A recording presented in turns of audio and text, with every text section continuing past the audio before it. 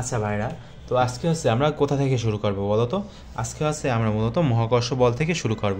তো মহাকর্ষ বল কি সেটা তো তোমরা সবাই জানো, যে এই পৃথিবীতে বা এই জগতে যা কিছু আছে, মনে করো দুইটা বস্তু আছে, তো দুইটা বস্তুর মধ্যে যে আকর্ষণ যে বলটা সেটা হচ্ছে মূলত মহাকর্ষ বল। ঠিক আছে, তো মনে করো এখানে তোমাদের বইতে যদি তোমরা একটু খেয়াল করো তাহলে দেখো এখানে দুইটা বস্তু দেওয়া আছে, একটা হচ্ছে M1 আর একটা হচ্ছে M2, আর এর মাঝখানে যে দূরত্ব সেটা হচ্ছে R। তো এই দুইটা বস্তুর মধ্যে যে দূরত্ব সেটা আমরা কি সূত্র দিয়ে বের করবো, সেটা আমরা এই সূত্র দিয়ে বের করব। তো F সমান সমান G M1 M2 divided by R square. তো আমরা কিন্তু এরকম যে সূত্রগুলো আছে, মানে এই যে সূত্রটা আছে এই সূত্র দিয়ে আমরা এর মধ্যকার যে মহাকর্ষ বল সেটা আমরা বের করতে পারবো। তো ভালো কথা, বের করতে পারবো। তো এখানে জিটা আবার কি? তো জিটা হচ্ছে মূলত তোমার কি বলো তো? জি হচ্ছে তোমার একটা মহাকর্ষীয় ধ্রুবক, যার মান হচ্ছে 6.67 গুণ 10⁻⁻11। তো এগুলো মনে করো যে তোমার মনে নেই, ঠিক আছে? তো তুমি কিন্তু এগুলো ক্যালকুলেটর দিয়েও বের করতে পারবা। কীভাবে বের করতে পারবা ভাইরা? তো দেখো, তোমাদের আমি একটা ক্যালকুলেটর ট্রিক্স দেখাইছিলাম, সেখানে কিন্তু আমি তোমাদেরকে এগুলো দেখাইছি। ক্যাটালগে প্রেস করবা, এরপর হচ্ছে তোমার এই যে সাইন্টিফিক যে কনস্ট্যান্টসগুলো আছে এখানে যাবা। তো যাওয়ার পরে এখানে দেখো ইউনিভার্সালে যাবা, যাওয়ার পর এখানে দেখো জি এর মান আছে না, তো এখানে প্রেস করো। প্রেস করার পর ওকে যে প্রেস যদি করো তাহলে দেখো এখানেও কিন্তু সেই একই জিনিস আসবে, মানে তোমার কিন্তু মুখস্থ করার কোনো দরকার নেই। 6.67 গুণ 10⁻⁻11 এরকমভাবে তোমরা আরও কিছু মান বের করতে পারবা। তো গেল।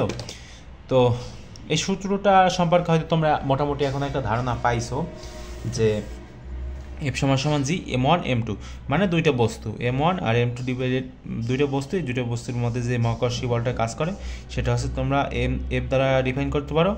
আর আর আর হচ্ছে তোমার দূরত্ব, আর এটা হচ্ছে মূলত সার্বিকভাবে এটা হচ্ছে একটা সূত্র। ঠিক আছে, তো এটা হচ্ছে মূলত এই সূত্রটার বিষয়। আর জি সমান সমান এইটা গেল।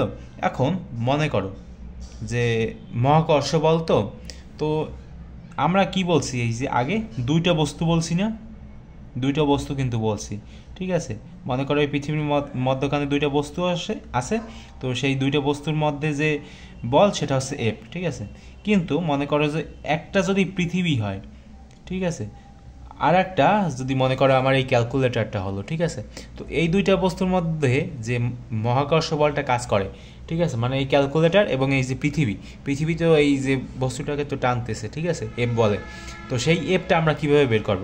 তো সেই এফটা কিন্তু এই যে সেই এফের মানে সূত্রটা হচ্ছে কিন্তু এই যে এইটা এফ সমান সমান জি এম, আর বড় হাতের এমটা হচ্ছে মূলত তোমার পৃথিবীর ভর, আর এই ছোটো হাতের এমটা হচ্ছে আমার ক্যালকুলেটরের ভর।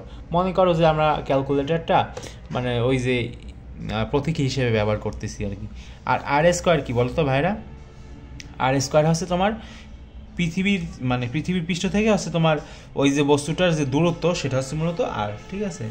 তো এই যে আর এর বিষয়টা গেল, এম এর বিষয়টাও গেল, হয়তো তোমরা এখন বুঝতে পারছো, ঠিক আছে? তো এখন এর পরবর্তীতে তোমাদের কি আছে বলো তো? তোমরা কিন্তু এখন চাইলে কি করতে পারো বলো তো?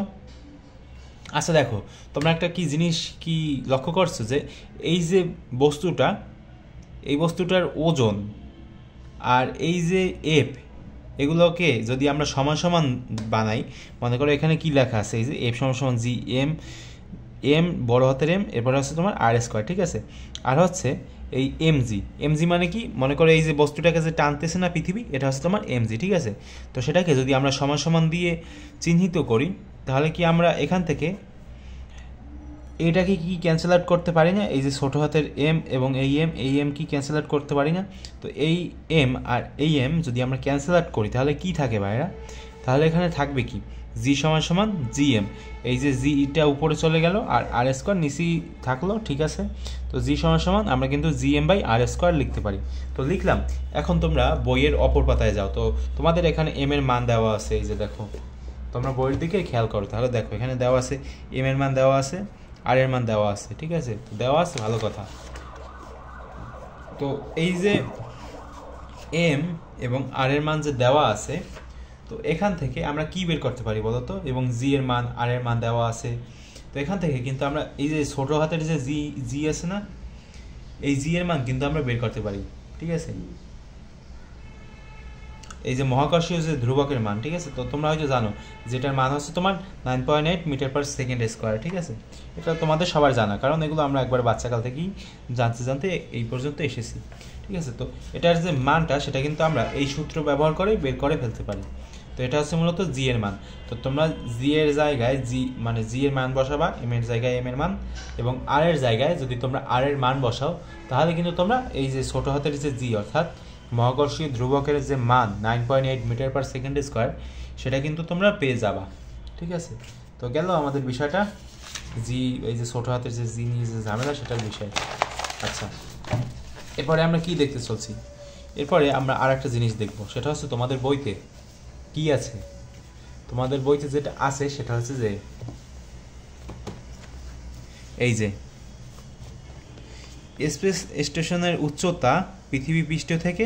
আচ্ছা, আরেকটু আগে কিন্তু আমি তোমাদের এই ম্যাথটা সলভ করাইছি, মানে করিয়ে দেখাইনি, মানে মুখে মুখে বললাম আর কি। তোমরা করে দেখতে পারো, মানে তোমরা যদি এগুলো ক্যালকুলেটরে উঠাতে চাও তো তোমরা উঠিয়ে এরপর দেখতে পারো। ঠিক আছে, এগুলো করা একবারে সহজ।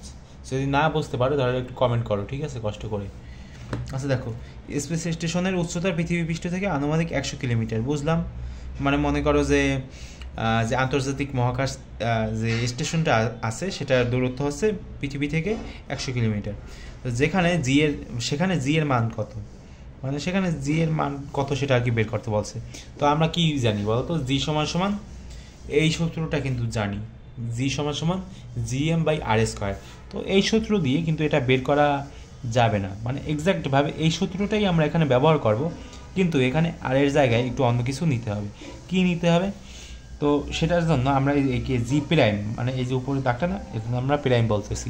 তো জি প্রাইম দ্বারা আমরা এটাকে ডিফাইন করব, এবং উপরে আমরা G M by R square লিখতে পারতাম, কিন্তু এখানে কিন্তু সেটা হবে না, কারণ এখানে হচ্ছে তোমাদের যেটা করতে হবে সেটা হচ্ছে পৃথিবীর কেন্দ্র থেকে একবারে মহাকাশ স্টেশন পর্যন্ত যে দূরত্ব সেটা আমাদের দিতে হবে। তো এই যে আর না, আর হচ্ছে একবার পৃথিবীর কেন্দ্র থেকে একবার পৃথিবীর পৃষ্ঠ পর্যন্ত যে দূরত্ব সেটা হচ্ছে আর।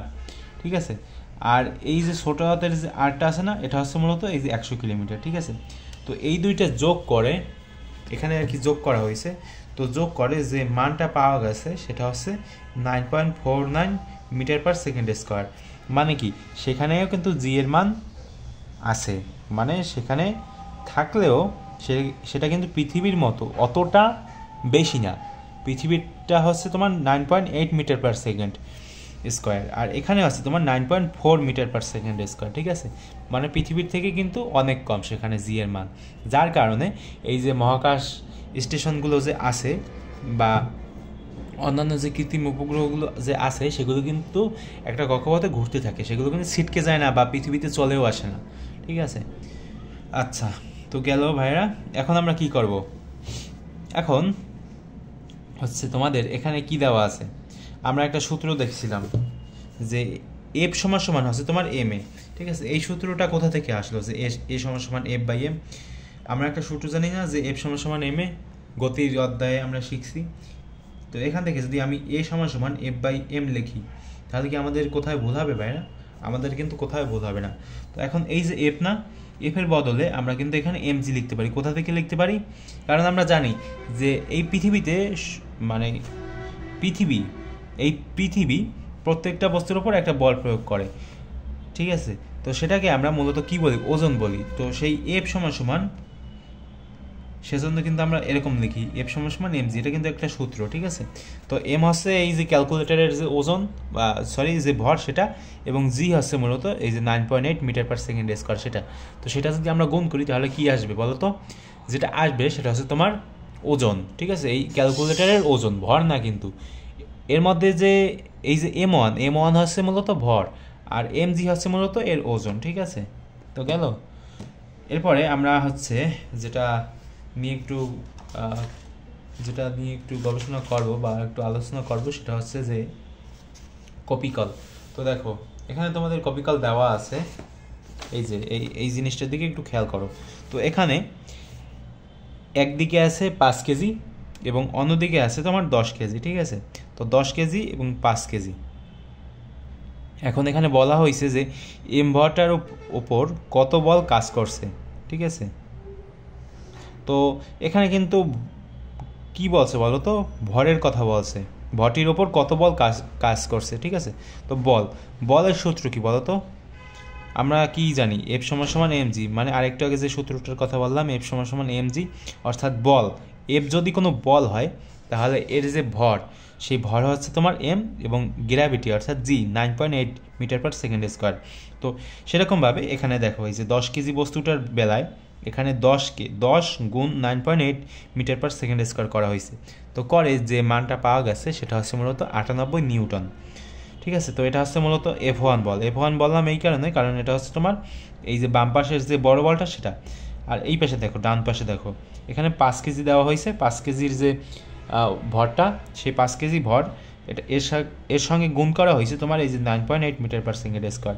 তো এখন যে মানটা আসছে সেটা হচ্ছে তোমার 49 নিউটন। এটা হচ্ছে তোমার F2।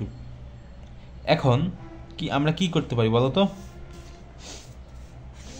এম ভরটির ওপর কত বল কাজ করছে, ঠিক আছে, এম ভরের ওপর কত বল কাজ করছে। তো এম ভরের ওপর মূলত যে বলটা কাজ করতেছে সেটা হচ্ছে যে এই দুইটার যে যোগফল, মানে মনে করো যে আমরা যদি 98 এবং 49 যদি যোগ করি তাহলে যে যোগফলটা আসবে সেই যে যোগফলের যে উত্তরটা অর্থাৎ 49 যোগ হচ্ছে তোমার 98, ঠিক আছে, কত আসে দেখো তো 147 নিউটন।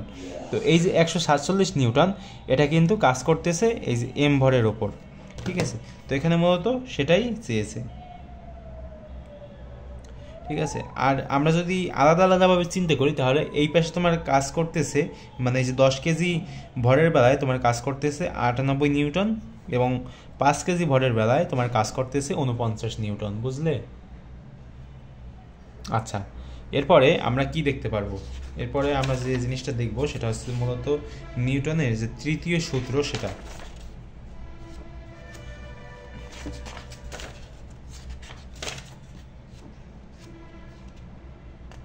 এগুলো নিয়ে আমরা পরবর্তীতে পরবর্তীতে যে ভিডিও তৈরি করা হবে সেখানে আর কি আলোচনা করা হবে, বুঝলে?